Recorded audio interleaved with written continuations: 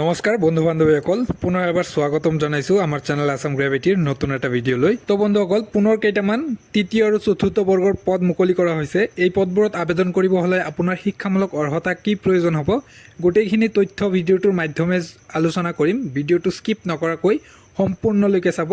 আৰু যদি আমাৰ চেনেলটোলৈ নতুনকৈ ভিজিট কৰিছে তেনেহ'লে বন্ধুসকল চেনেলটো ছাবস্ক্ৰাইব কৰি লগত থকা বেল আইকনটো প্ৰেছ কৰি থ'ব পাৰে, কাৰণ এনেকুৱা ধৰণৰ জব ৰিলেটেড ভিডিঅ' মই যেতিয়া আপলোড কৰিম লগে লগে নটিফিকেশ্যন পাই যাব আৰু ভিডিঅ'টো চাব পাৰিব। চ' আজিৰ ভেকেঞ্চিৰ ডিটেইলছলৈ আগবাঢ়িছোঁ। তো আজিৰ পদটো তেজপুৰ ইউনিভাৰ্চিটিৰ পৰা ওলাইছে। ইয়াতে 23টা নন টিচিং পদৰ বাবে ভেকেঞ্চি ওলাইছে।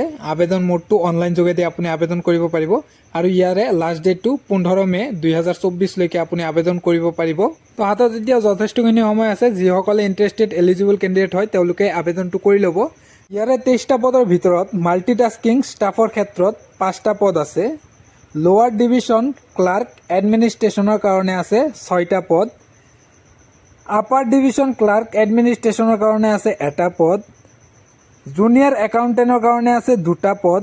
লেবৰেটৰী এছিষ্টেণ্টৰ কাৰণে 1টা পদ। এছিষ্টেণ্ট এডমিনিষ্ট্ৰেশ্যনৰ কাৰণে আছে 1টা পদ। এছিষ্টেণ্ট ৰেজিষ্ট্ৰাৰৰ কাৰণে আছে 4টা পদ। ডেপুটি ৰেজিষ্ট্ৰাৰৰ কাৰণে আছে 1টা পদ।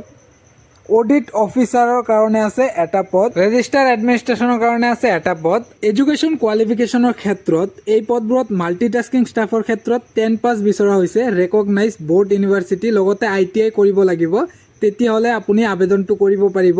লোৱাৰ ডিভিজন ক্লাৰ্কৰ ক্ষেত্ৰত ইয়াতে বেচেলাৰ ডিগ্ৰী বিচৰা হৈছে যিকোনো এটা ডিচিপ্লিনৰ পৰা আৰ্টছ ছায়েন্স কমাৰ্চ। লগতে টাইপিং স্পীডৰ কথা কোৱা হৈছে। যদি আপুনি ইংলিছত টাইপিং কৰে তেনেহ'লে 35 ৱাৰ্ড পাৰ মিনিট হ'ব লাগিব, আৰু যদি আপুনি হিন্দীত টাইপ কৰে তেনেহ'লে 30 ৱাৰ্ড পাৰ মিনিট হ'ব লাগিব। লগতে কম্পিউটাৰ প্ৰফিচিয়েঞ্চিটো আপোনাৰ থাকিব লাগিব। ঠিক তেনেকৈ আপাৰ ডিভিজন ক্লাৰ্কৰ ক্ষেত্ৰতো ইয়াতে বেচেলাৰ ডিগ্ৰী বিচৰা হৈছে। লগতে 2 বছৰৰ আপোনাৰ এক্সপিৰিয়েঞ্চ থাকিব লাগিব লোৱাৰ ডিভিজন ক্লাৰ্কৰ কাম কৰাত। যদি এইখিনি অৰ্হতা আছে তেতিয়াহ'লে এই পদবোৰত আপুনি আবেদন কৰিব পাৰিব। জুনিয়ৰ একাউণ্টেণ্ট এডমিনিষ্ট্ৰেশ্যন পদটোৰ বাবেও ইয়াতে বেচেলাৰ ডিগ্ৰী বিচৰা হৈছে যিকোনো এটা ডিচিপ্লিনৰ পৰা। লগতে ইয়াতে 2 বছৰৰ এক্সপিৰিয়েঞ্চ বিচৰা হৈছে লোৱাৰ ডিভিজন ক্লাৰ্কৰ লগত। তাৰপিছত এছিষ্টেণ্ট এডমিনিষ্ট্ৰেশ্যনৰ ক্ষেত্ৰতো ইয়াতে বেচেলাৰ ডিগ্ৰী বিচৰা হৈছে যিকোনো এটা ৰেকগনাইজ ইউনিভাৰ্চিটিৰ পৰা। লগতে 3 বছৰৰ ৱাৰ্কিং এক্সপিৰিয়েঞ্চ বিচৰা হৈছে আপাৰ ডিভিজন ক্লাৰ্কৰ লগত। ইম্পৰ্টেণ্ট ডেটছৰ ক্ষেত্ৰত এই পদবোৰত আবেদন ষ্টাৰ্ট হৈছে 28 মাৰ্চ তাৰিখৰ পৰা, আৰু আবেদনৰ অন্তিমটো দিন 15 মে 2024 তাৰিখলৈকে আপুনি আবেদন কৰিব পাৰিব।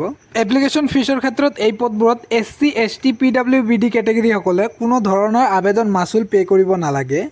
যিসকলে ৰেজিষ্টাৰ পদবিলাকৰ বাবে আবেদন কৰিব তেওঁলোকে 1000 টকাকৈ আবেদন মাচুল দিব লাগিব, আৰু আদাৰ্ছ পদবিলাকত 500 টকাকৈ আপুনি আবেদন মাচুলটো দিব লাগিব। পে'মেণ্টটো আপোনাৰ অনলাইনৰ মাধ্যমে কৰিব লাগিব। যিসকল ইণ্টাৰেষ্টেড আৰু এলিজিবল কেণ্ডিডেট হয় তেওঁলোকে আবেদনটো কৰি ল'ব।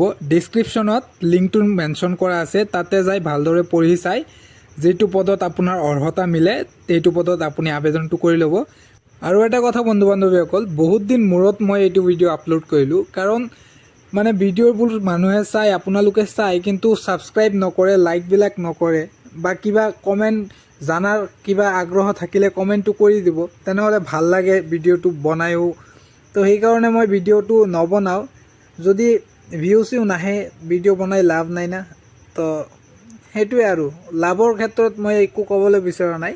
জাষ্ট মই অকণমান ভাল পাওঁ, মই অকণমান মটিভেট হওঁ, তো ছাবস্ক্ৰাইবটো কৰি দিব।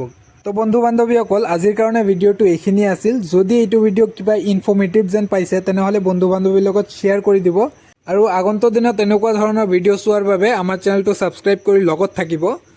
লগ পাই আছোঁ নতুন এটা ভিডিঅ' লৈ। তেতিয়ালৈ বাই বাই। জয় হিন্দ, জয় ভাৰত, বন্দে মাতৰম, জয় আই অসম।